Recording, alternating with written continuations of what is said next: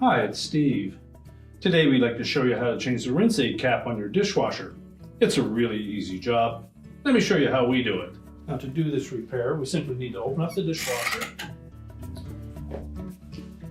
And typically the reason you'll be replacing this is if the original one dropped out and fell down into the bottom of the tub or became lodged against the heating element and melted or deformed so that it would not go back in. You'll take note that there are 3 little tabs on the base of that cap. One of them is slightly smaller than the other 2, and that one will face towards the top of the door. Line it up in the opening and then turn it completely closed.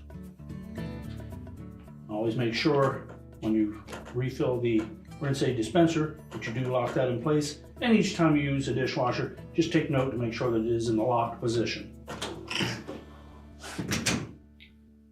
And your repair is complete.